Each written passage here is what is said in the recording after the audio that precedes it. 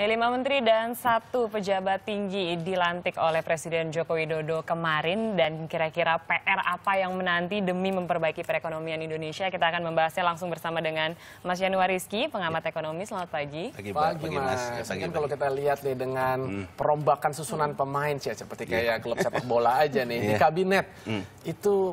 Presiden kita Joko Widodo menitik beratkan di sektor ekonomi tentunya. Nah, kalau melihat dengan komposisi yang baru ini, seberapa optimis kita nih bisa bangkit lagi dari keadaan ekonomi kita yang boleh dikatakan ya cenderung melambat kan, Mas? Ya, jadi gini, kalau ekspektasi berlebihan itu sebaiknya kita simpan, dunia sedang tidak begitu gitu ya. Jadi artinya bahwa kita menghadapi situasi yang sulit, tidak hanya dari domestik, tapi juga dari global juga memang sulit. Nah, saya membacanya gini, sedari awal sebetulnya sejak dari mulai tim transisi dan sebagainya, ada salah baca sebetulnya dari pemerintahan baru ini. Jadi seolah-olah berpikir untuk menanam akar untuk jangka panjang. Padahal yang jadi masalah sekarang untuk menanam akar aja, tanahnya lagi banyak virus lah gampangnya gitu ya. Ada persoalan uang beredar global dan sebagainya. Nah, jadi bukan mengatasi dulu pembebasan lahannya, tapi langsung menanam akar. Jadi ada respon yang salah. Nah, kemudian di situ ada persoalan komposisi. Karena sedari awal paradigmanya sudah seperti itu, responnya keliru terus. Jadi akhirnya yang mitigasi jangka pendek, yang kemudian terjadi inflasi, karena kenaikan harga pangan, energi gitu, itu terjadi. Karena persoalannya misalnya kayak pangan gitu. Betul sih solusinya swasembada pangan. Energi, betul solusinya adalah hilirisasi ataupun industri hulu. Tapi itu jangka panjang kan? Itu jangka panjang, nggak bisa instan. Orang kan makan harus hari ini, orang kasih bensin juga harus hari ini. Nah, di situ titik persoalan krusialnya. Nah, dalam hal seperti itu memang dibutuhkan figur yang kepemimpinannya oke gitu ya. Jadi artinya nggak mungkin semua orang seneng ya, namanya politik. Politik kan orang selalu mengartikan sempit partai politik. Padahal juga yang namanya profesional juga ada dunia politiknya. Semua orang kan kepentingan. Kalau kita lihat politik adalah kepentingan, nggak mungkin kita mengakomodir semua kepentingan. Benar. Tapi yang paling penting dalam figur seorang menteri itu adalah bahwa dia direspek oleh orang yang tidak suka sekalipun. Gitu ya. Jadi artinya yang repot kalau sama orang yang suka aja dia nggak direspek kan gitu. Itu kan repot gitu ya. Jadi ada persoalan-persoalan yang menurut saya persoalan respek itu lemah. Ya, kalau kan? Di kalangan ekonom gimana? Menteri yang berkaitan dengan ekonomi ini? Misalnya kalangan ekonom. Orang ketika misalnya bicara tentang makro, tentang moneter, melihat misalnya figur Pak Sofyan, wah dia nggak ngerti. Orang udah ngomong gitu duluan. Ya kan, jadi itu kan persoalan yang saya bilang tadi, respect. Tapi mungkin orang suka sama Pak Sofyan gitu ya. Jadi kalau kita lihat sekarang head to head misalnya ya, Pak Sofyan Djalil yang digantikan dengan Pak Darmin. Kita lihat ukurannya apa? Ukurannya persoalan kita sekarang adalah soal harmonisasi. Kalau kata Gubernur BI maupun tadi Menteri Keuangan bilang bauran kebijakan fiskal moneter. Fiskal itu ada di pemerintahan, ya. Moneter itu dengan konstruksi kita setelah reformasi di luar pemerintahan. Dia otoritas moneter. Ada Bank Indonesia, ada otoritas jasa keuangan. Ada 2 tuh di situ. Berarti kalau kita ingin melakukan pembauran kebijakan, satu yang namanya koordinasi antar departemen, kebijakan fiskalnya apa itu juga harus bagus kan, solid. Kedua, bagaimana moneter yang ada di seberang sana, dan juga kalau moneter kan dia ada parlemen di situ, karena moneter ini juga di bawah lapornya ke parlemen juga. Bagaimana ini bisa didukung oleh moneter? Jadi fungsi yang namanya bahwa orang ini harus direspek di kabinetnya dan direspek di luar kabinetnya. In between dan di antara itu dia juga harus direspek secara politik, ya kan, oleh parlemen. Nah, di titik ini misalnya ketika kita bicara Pak Sofyan Djalil, Pak Sofyan adalah orang yang berlatar belakang lebih banyak di governance, tata kelola. Sebetulnya boleh dibilang adalah orang yang lebih ke korporasi dan sebagainya gitu ya. Jadi ketika bicara misalnya makro, saya nggak yakin apakah Gubernur BI merasa bahwa leading statement dari Menko Perekonomian waktu Pak Sofyan Djalil itu bisa ngikut gitu. Karena dia bisa menganggap, kalau bahasa orang Betawinya kayak lu ngerti aja. Kan itu kan repot kan gitu ya. Ya kan kalau udah kayak gitu kan repot gitu ya. Belum antar departemennya.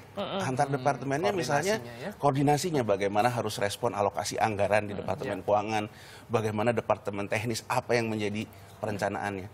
Dan kelemahan utama kabinet Jokowi JK ini menurut saya banyak input yang tidak tepat. Oh. Kalau kita ngomong input kan ngomong soal perencanaan. Itu kenapa banyak dari sektor ekonomi juga orang menyoroti Bappenas. Karena kan itu memang sisi yang lebih banyak kepada persoalan input ya. Karena perencanaan, kemana arah kebijakan itu kan ada di situ.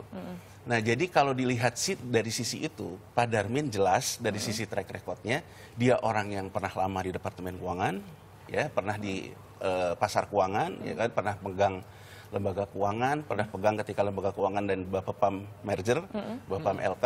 Jadi boleh dibilang tuh bayinya OJK ya Pak Darmin itu dulu, gitu ya. Jadi artinya kemudian dia Dirjen Pajak yang ngurusin fiskal juga, kemudian dia ke moneter, ke BI. Jadi kalau kita membandingkannya dari CV kertas gitu, antara kertasnya Pak Sofyan Djalil sama kertasnya Pak Darmin, ya jelas Pak Darmin orang yang berada di dunia itu. Right man on the right place. The right man on the right place. Sekarang pembandingnya adalah ada yang tadi saya juga lihat komentar yang dibilang Pak Riza Ramli ya. Pak Riza Ramli juga pernah Menko. Betul.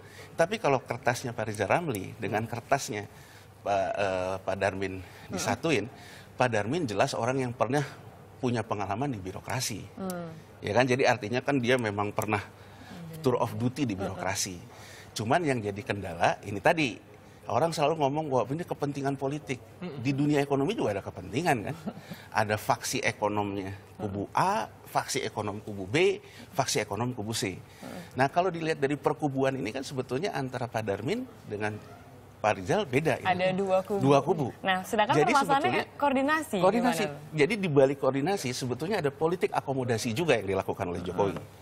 Jadi pada akhirnya Jokowi juga sebenarnya mencoba mengakomodasi dua titik dalam ekonomi. Dua-duanya dimasukin gitu. Dimasukin jadi dua-duanya dalam posisi Menko. Karena kalau memang dalam misalnya katakan aja dua-duanya diakomodir, yang satu Menko, yang satu Menkyu, bisa ribut juga. Karena mereka dalam satu level senioritas yang sama, masa lalunya ketika mahasiswa juga sama-sama aktivis kan gitu ya. Nah cuman sekarang yang harus kita soroti dalam sisi masyarakat apa? Pak Rizal Menko Maritim ngurusin juga ESDM, ya.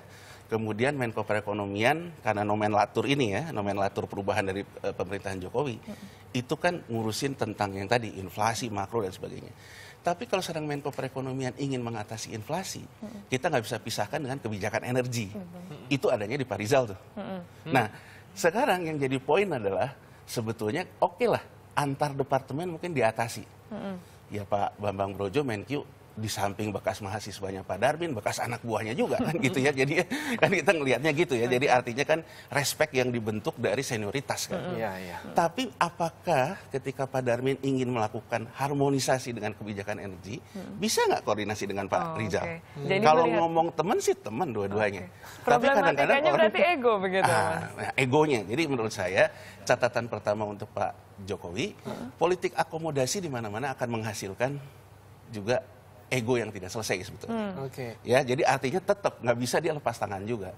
Bagaimana mengharmonisasikan antar Menko ini, gitu ya. Jadi artinya bahwa sinyal yang kuat bahwa lemahnya koordinasi betul gitu. Oke, Mas Yanuar, kalau tadi kan kita udah mention ini hal-hal tadi dari mulai track record dan juga kita bicara tadi untuk yang jangka panjang. Ini sekarang kita nggak bisa nih untuk bicara jangka panjang nih. Kita butuh ada satu solusi yang terdekat nih. Kalau Anda bisa memberikan input kepada tim ekonomi kita yang sekarang ataupun juga kepada Presiden Joko Widodo, apa sih langkah-langkah yang perlu kita ambil? Gini ya, kenapa yang teknis kan, yang kena itu hanya Bappenas dan Menteri Perdagangan ya. Bappenas karena tadi persoalan krusial tentang perencanaan. Menteri Perdagangan sebetulnya krusial terkait dengan persoalan logistik dalam negeri loh. Jadi artinya sebetulnya yang orang soroti dari Pak Rahmat Gobel itu kan misalnya kenapa kok sapi harganya mendadak mahal, kenapa kok importir bisa nahan barang gitu ya, kenapa kok yang namanya stok ini bermasalah. Jadi sebetulnya yang kita butuhkan Menteri Perdagangan adalah figur logistik loh saat ini. Karena yang tadi dibilang tadi ya, kalau sekarang nilai tukar ini melemah terus, jangka pendeknya pangan kita hortikultura impor, ya kan, karena kekurangan stok, ya kan, energi kita impor. Jadi kalau sekarang dicari orang finansial, orang seperti saya, seperti Pak Tom Lembong, kurang tepat menurut Anda? Menurut saya bukan tempat yang tepat. Karena kalau melihat orang financial market ya. Oh ini sangat orang financial market. Jadi menurut saya kelemahan Pak Rahmat dalam hal belusukannya dikasih sama orang yang sebetulnya juga orang yang biasa ngurusin financial market, ya kan bukan Menteri Dagang Saham ini. Ini kan Menteri Perdagangan urusan masyarakat. Kalau Menteri Dagang Saham kan adanya di OJK kan gitu, atau di BKPM. Jadi bahwa Pak Tom Lembong juga orang yang punya track record yang baik, saya tidak menyanggahnya. Tapi kalau sekarang kita sandingkan dengan kebutuhan jangka pendek terkait dengan logistik dalam negeri, saya rasa secara objektif saya harus mengatakan Anda harus membuktikan apakah track record di financial market bisa dipakai di real sector. Siapa menurut Anda figur yang sesuai sebenarnya untuk Saya sih kalau orang sebetulnya, kalau orang saya malas ngomong siapa ya. Cuman kalau orang sudah ditetapkan, kita tinggal lihat kan. aja. Sama aja kayak gini Mas gitu ya. Kalau misalnya kita mau datang ke sebuah pesta, kan ada dress code ya. Ya nggak, dress code-nya ini. Ketika pakai dress code kan ada yang cocok, ada yang enggak. Benar nggak? Nah ini kan sama, dress code-nya Menteri Perdagangan ini sekarang apa?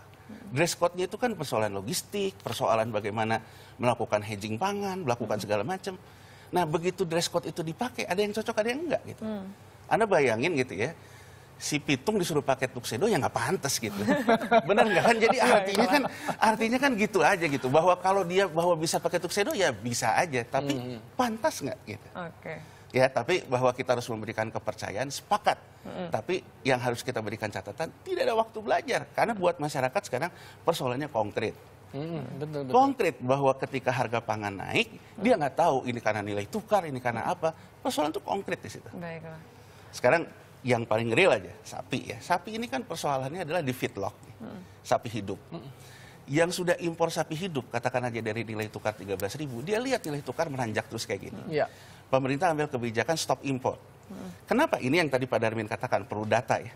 Kalau misalnya sekarang stoknya masih ada, salah nggak pemerintah? Enggak, karena pemerintah memaksa, akhirnya importir akan mengeluarkan sapi yang lama kan, sehingga tidak terjadi inflasi. Tapi yang terjadi buat yang pegang sapi hidup, ya saya ternakin aja sapinya, nggak saya potong. Begitu ada tukang dagang datang, potong, ya ini segini harganya. Buat pedagang sapi di pasar, kalau dia udah potong, udah jadi sapi mati, kalau pembeli nggak beli karena harganya naik, busuk buat dia. Dia yang rugi. Akhirnya dia nggak mau beli kan. Yang ini juga nggak ada ruginya. Saya pelihara sapi hidup. Nah ini kan yang kayak beginian menurut saya bukan diselesaikan oleh financial market.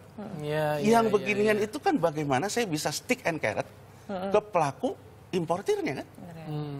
Nah itu kan menurut saya disitulah titik lemah yang orang lihat terhadap figur Pak Rahmat selama ini kan.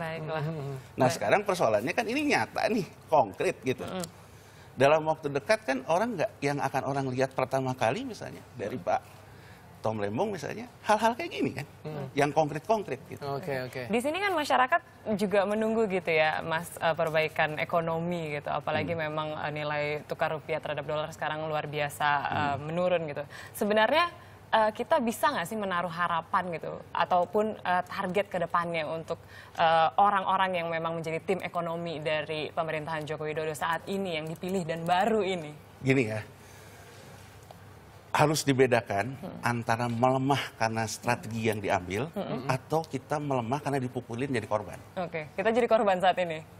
Boxing deh, saya minta dipukul dulu deh sama orang deh, biar orang itu staminanya habis, baru saya kasih jab, KO deh dia.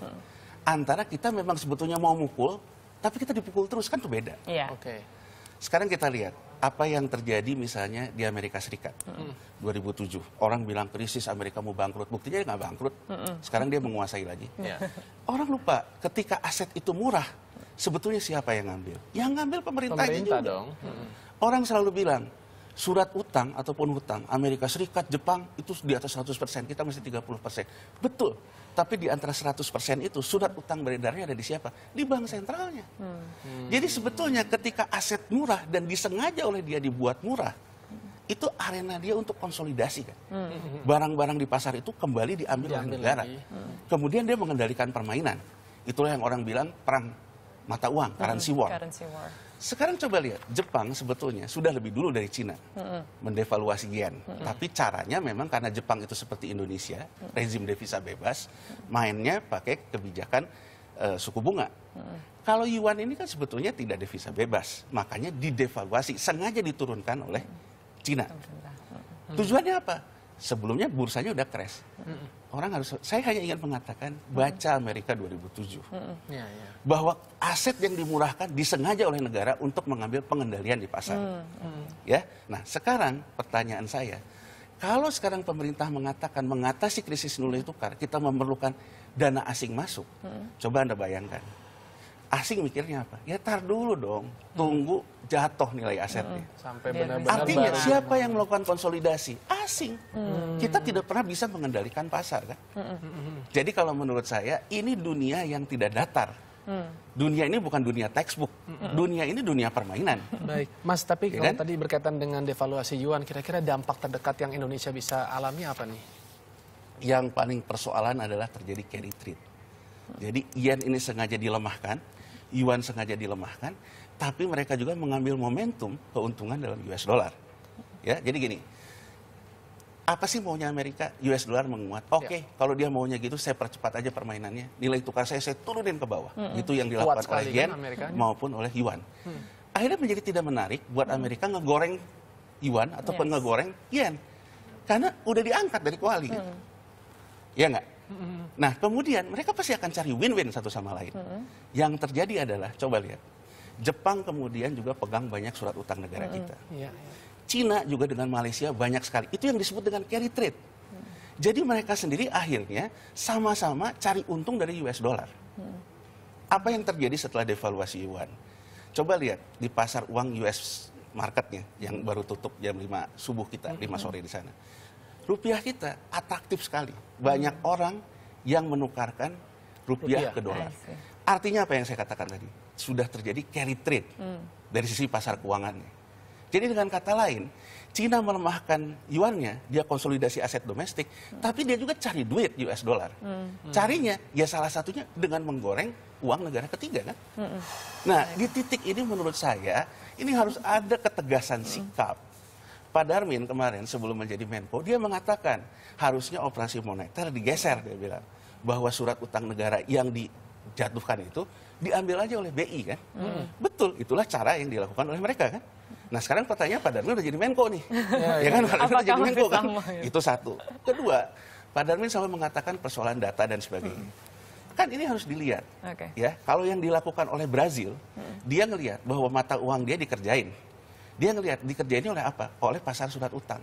Yang dilakukan oleh otoritas jasa keuangannya Brazil, itu dilakukan investigasi terhadap pasar surat utang. Nah sekarang Pak Darmin bisa nggak ngomong ke OJK nih?